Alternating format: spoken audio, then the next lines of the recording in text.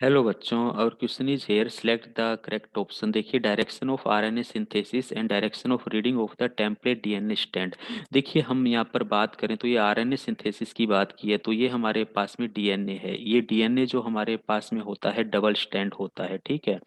तो इस डीएनए से हमारा ये जो डबल स्टैंड डीएनए होता है, इससे हमारा क्या बनना, आरएनए का बनना क्या कहलाता है। सबसे पहले तो हम बात करें, ट्रांसक्रिप्शन कहलाता है। और ट्रांसक्रिप्शन की यहाँ पे बात की गई है कि आरएनए सिंथेसिस कैसे होती है।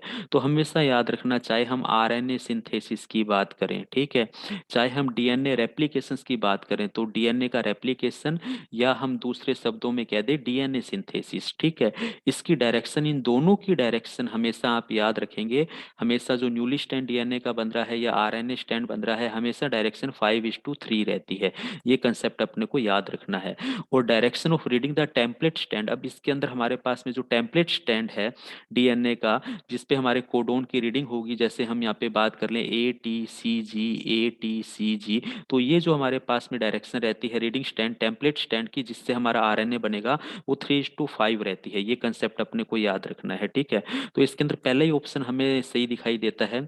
ये डायरेक्शन हमारी नहीं होती है 3:5 आरएनए सिंथेसिस की, और ये हमारी टेम्पलेट स्टैंड की भी डायरेक्शन नहीं है। यहाँ दोनों ऑप्शन ही गलत हो गए। यहाँ पे ये आरएनए सिंथेसिस सही है, लेकिन ये टेम्पलेट स्टैंड की डायरेक्शन गलत हो गई। यहाँ पे अगेन फिर ये डायरेक्शन आरएनए सिंथेसिस की गलत होगी। तो ऑप्शन ए हमें यहाँ पर क्या है, बिल्कुल राइट आंसर मिलता है। Okay, thank you.